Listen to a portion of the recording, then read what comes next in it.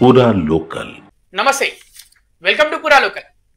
కేంద్ర ప్రభుత్వం ప్రవేశపెట్టిన వక్ఫ్ సవరణ బిల్లు పార్లమెంట్లో ఆమోదం పొందిన నేపథ్యంలో ఈ విషయంపై మనతో మాట్లాడేందుకు మనతో ఉన్నారు ఏబీవీపీ జాతీయ మాజీ అధ్యక్షులు మురళీ మనోహర్ గారు. నమస్కారం సార్. సార్, వక్ఫ్ బోర్డుకి సంబంధించి ఆ భూములు వక్ఫ్ బోర్డుకి అసలు ఏ విధంగా వచ్చాయి? వాళ్ళకి మొదటగా మేజర్గా ఏంటంటే వక్ఫ్ పద్ధతి ప్రకారము చారిటీ అంటాం, దానం. అది హిందువుల్లో ఉంది, క్రైస్తవుల్లో ఉంది, అందరిలో ఉంది. మనము టెంపుల్స్ పోతే ఏం చేస్తాము, హుండీలా వేసేస్తాం. అప్పుడప్పుడు పేపర్లు వస్తాయి, తిరుపతిలో 2 కిలోల కిరీటము ఎవరు వేసిపోయారు, ఓ భక్తుడు వేసాడు, లేకపోతే 3 కోట్ల కట్టలు బయటకు వచ్చినాయి, ఇవన్నీ వేస్తాం, దేవునికి సమర్పించుకుంటారు. అలాంటిది ఇస్లాంలో కూడా ఉంటుంది, ఇది ఉంటుంది, సమర్పించుకుంటారు. వక్ఫ్ ఆ వక్ఫ్ ఎందుకు ఉంది, దానికి సమర్పిస్తే అవన్నీ కూడా పేదల బాగు కోసము అవన్నీ కూడా చెందాలి. వక్ఫ్ అనే ఒక దీన్ని తయారు చేశారు వాళ్ళు. దే విల్ టేక్ ట్రస్ట్ అన్నట్టు. అది వక్ఫ్ అనేది ఒక ట్రస్ట్, అది దాని ఆస్తులను కాపాడాలి, అందరికీ అందింది. ఇది ఒకప్పుడు. కానీ ఇచ్చేవాడు ఎవడు అని అంటే, ఇప్పుడు నువ్వు తిరుపతికి ఉండిలో వేసేవాడు ఎవడు, హిందువే వేస్తాడు కదా. ఇక్కడ కూడా ఎవరు వేయాలి, ముస్లిం వేయాలి. కానీ అంతకుముందు ఎట్లా ఉంది అంటే, ఎవడో ల్యాండ్ను కబ్జా పెట్టడము, ఎవరిదో ఆస్తులను కబ్జా పెట్టడము, ఇది డిక్లేర్ చేయడం, వీటిని అడిగేవాళ్ళు లేకపోవడము, అసలు ఆ విధంగా అందించడము. నాకు చెందదు, నేను డిక్లేర్ చేస్తాను, నేనే ఇది నేను వక్ఫ్కి ఇస్తున్నా అంట. ఇప్పుడు అత్త సొమ్ము అల్లుడు ఏదో ఉంటది, ఇప్పుడు నీ సొమ్ము నువ్వు దానం చేయాలి, కానీ వాన్ సొమ్ము ఈయన సొమ్ము దానం. ఇప్పుడు ఈ చట్టంలో ఏమున్నాయంటే, నువ్వు ముస్లిం అయి ఉండాలి, కనీసం 5 ఏళ్ల నుంచి ప్రాక్టీస్ చేసి ఉండాలి, తర్వాత తప్పకుండా నువ్వు ఏది చారిటీ ఇస్తున్నావో, దానం ఇస్తున్నావో అది నీదై ఉండాలి. అంటే ఉదాహరణకు మా ఇంట్లో నాకు కోట్ల ఆస్తులు ఉన్నాయి, భూములు ఉన్నాయి. నేనేం చేస్తా అంటే, మా తమ్మునికి వచ్చేది కూడా నేనే ఇచ్చేస్తా. వాళ్ళు అబోది ఇవ్వ అంటారు. లేకపోతే ముఖ్యంగా ఆడపిల్లలకైతే హక్కు లేదు కనుక మా చెల్లెలకి వస్తే ఆస్తి తీసుకుపోయి నేను వక్ఫ్కి ఇస్తాను.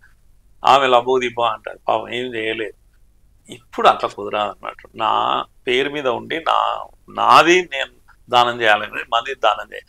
ఇటువంటివన్నీ కొన్ని జమైనాయి, వాళ్ళ దగ్గర ఆస్తులు జమైనాయి. నా పాయింట్ ఏంటంటే, మీకు 1950 అంటే స్వాతంత్రం వచ్చినప్పుడు వీళ్ళ దగ్గర అప్పటికే, అంటే ఇది బ్రిటిష్ కాలం నుంచి ఉంది, అంతకుముందు కూడా ఉంది చట్టం, మొఘల్స్ కాలంలో కూడా ఉంది. 52,000 ఆస్తులు వీళ్ళ దగ్గర, ల్యాండ్ అయితే 52,000 ఎకరాలు వీళ్ళ దగ్గర ఉండేది. చివరికి వచ్చేసరికి 24కి వచ్చేసరికి ఇది 14లో 6 లక్షల ఎకరాలు ఉండేది. 2014లో అంటే 50,000 నుంచి 6 లక్షల ఎకరాలకు వచ్చింది. 2024కి వచ్చేసరికి 8.5 లక్షలు అయ్యింది. 6 లక్షల నుంచి 8.5 లక్షల ఎకరాలకు విస్తీర్ణం. ప్రాపర్టీస్ ల్యాండ్, ఇవి ప్రాపర్టీస్ అన్నీ కూడా అంత పెరిగిపోయి, అంటే 1700% 1950 నుంచి ఇప్పటి వరకు 1700% ఆస్తులు పెరిగిపోయాయి. ఇక ఎప్పుడు పడితే వాళ్ళు చెప్తే కదా, గ్రామాలు మీద గీసుడు ఇది మాది అని ఎప్పుడు రాసుకోనోడు వాడు వక్ఫ్ చైర్మన్ చిట్టి రాస్తాడు, ముద్ర కొడతాడు, అయిపోయింది. ఇక ఇది మొత్తం నీదే, ఎంజాయ్ చేయబో. ఇది ఎక్కడి కథ ఈ దేశంలో? ఇంత ప్రాపర్టీస్ అన్నీ కూడా అంటే ఇలా వచ్చేసాయి. కొంతమంది పెద్దలు కలిసి పాపం పేదవాళ్ళ భూములు లాక్కొని వాళ్ళని మోసం కూడా చేయడం జరిగిందా గతంలో ఈ వక్ఫ్ పేరిట? చాలా ఎక్కువ అవే. ఇప్పుడు చర్చ్ మొత్తం ఎందుకు వ్యతిరేకిస్తుంది? వాళ్ళ ఆస్తులు చాలా ఉన్నాయి. కేరళలో అయితే మొత్తం ఆస్తులు అన్ని వాళ్ళ వక్ఫ్ చేతిలో ఉన్నాయి. చర్చిలే ఉన్నాయి, అసలు వక్ఫ్ చేతిలో వెళ్ళిపోయింది. అందుకని ఇటువంటి అక్రమంగా ఉంది, సక్రమంగా కూడా ఉంది, అట్లేం కాదు. చాలా మంది పెద్ద మనుషులు దానం చేసిపోయినరు, అది వాళ్ళ దగ్గర. అయితే పాయింట్ ఏంటంటే, అక్రమం సక్రమం వదిలిపెట్టారు. దీని మేనేజ్మెంట్ ఏదైతే ఉందో, ఈ మేనేజ్మెంట్ సరిగా లేదు. మీరు బాలకృష్ణ, నేను చెప్తాను, ఇప్పుడు నేను వక్ఫ్ చైర్మన్ అంటే, ఇప్పుడు గ్రామంలో ఈడ వక్ఫ్ ల్యాండ్ ఉంటుంది.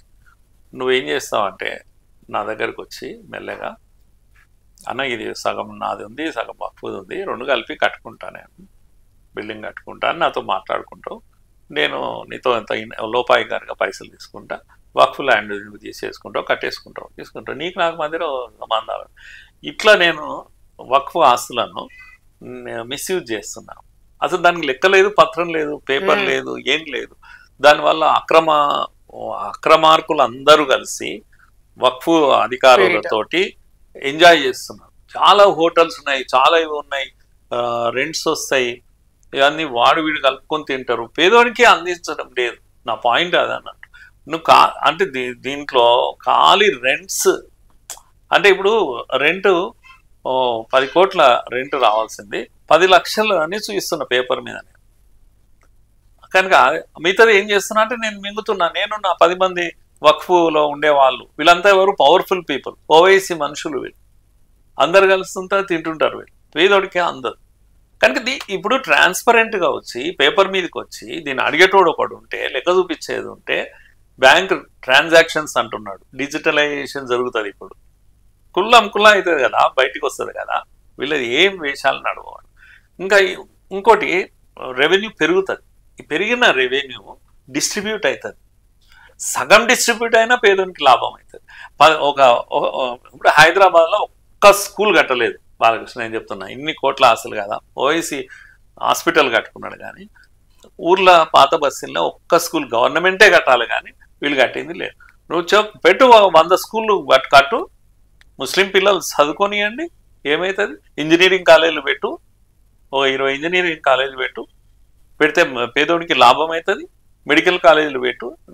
కనుక ఇవన్నీ వస్తాయి పేదోడికి, ముస్లింకు ఇవి చెందుతాయి.